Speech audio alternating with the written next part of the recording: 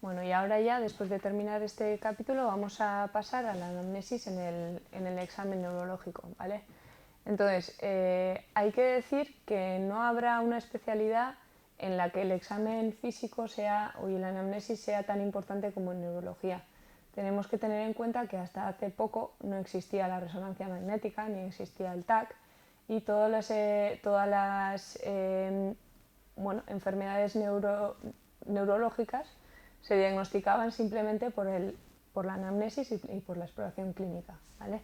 Por la exploración física. Entonces, eran capaces de saber dónde se situaba un ictus, dónde estaba el daño cerebral exacto según la exploración, ¿vale? Obviamente, para hacer eso tenemos que hacer una exploración muy detallada, pero se puede hacer.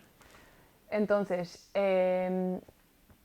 una correcta anamnesis y una completa exploración física son obviamente las únicas claves para el diagnóstico eficiente y acertado, y se pueden usar luego las pruebas complementarias de un modo dirigido siempre, o sea, siempre tenemos que saber qué estamos buscando para hacer cierta prueba o otra prueba como complemento del diagnóstico, ¿vale? Inicial. Entonces, el diagnóstico neurológico incluye una serie de pasos que hay que seguir secuencialmente. Obviamente, una exploración neurológica detallada es muy larga y no se puede hacer siempre en todas las consultas. Entonces, lo que hay que hacer es primero una sospecha inicial y según la sospecha iremos dirigiendo esa exploración hacia esa patología, ¿vale? Entonces, lo primero de todo, obviamente, es la historia clínica, ¿vale? Entonces, el examen del sistema nervioso, al igual que en el resto de los sistemas, comienza obviamente por la confección de la historia clínica del paciente. Para hacerla vamos a utilizar también los mismos procedimientos del resto de exámenes, ¿vale? Que hemos dicho.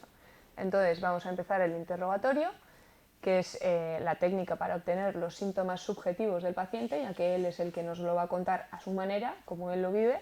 Luego tenemos el examen físico, que lo que vamos a hacer es recoger los síntomas objetivos que nosotros podemos ver, y por último los exámenes instrumentales o complementarios, que ya sería, pues en este caso de la neurología, pues un electromiograma o un encefalograma o una resonancia magnética o un TAC, ¿vale? Entonces, en el interrogatorio, obviamente cuanto más preciso, pues mejor va a ser. Entonces, una vez que estamos interrogando, lo que hay que darse cuenta en esa exploración neurológica es también que lo que estamos evaluando es la exploración neurológica del paciente. Entonces, en el interrogatorio, durante el interrogatorio, tenemos que darnos cuenta si el paciente habla bien, si habla con fluidez, si se encuentra, bueno, pues, orientado o lo que sea. Tenemos que ir fijándonos en cómo nos va contestando el paciente, si se acuerda, si no se acuerda de las cosas. Entonces, no se puede prescindir en el examen neurológico el estado mental y viceversa, ¿vale? Entonces, este examen nos va a permitir observar las repercusiones que sobre el estado mental producen las lesiones orgánicas, ¿no? Entonces, por el análisis de los síntomas psíquicos y la integración de ellos a un síndrome. Entonces, vamos a entrar a considerar múltiples procesos que pueden causarlo.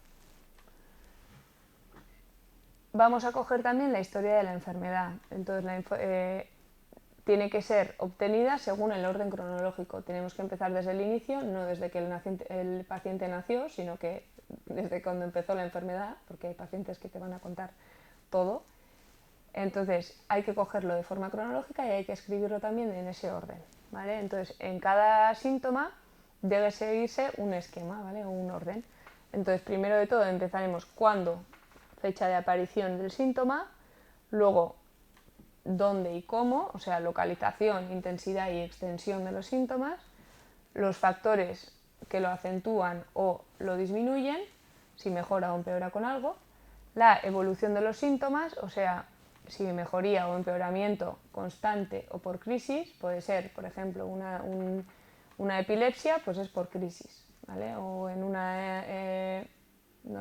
en un Alzheimer, pues puedes ir empeorando constantemente. Entonces tenemos que saber cómo va evolucionando esta enfermedad, ¿vale?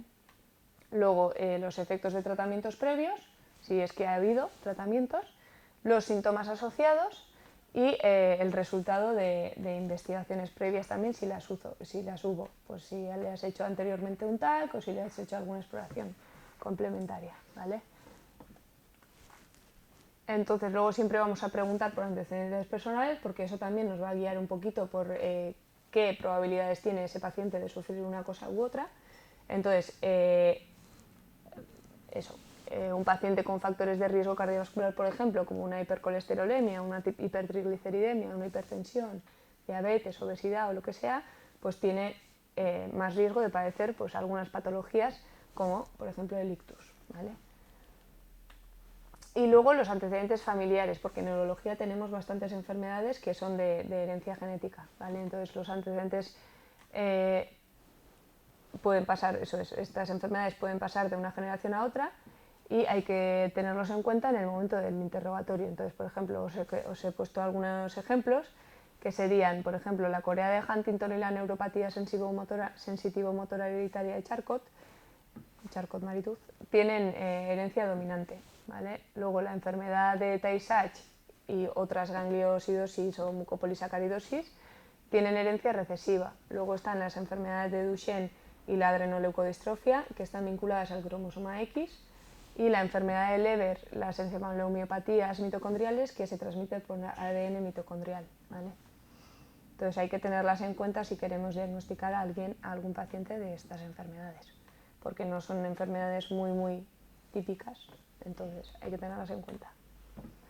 Entonces, aquí vemos un poquito la generalidad del sistema nervioso, o lo que sería el cerebro con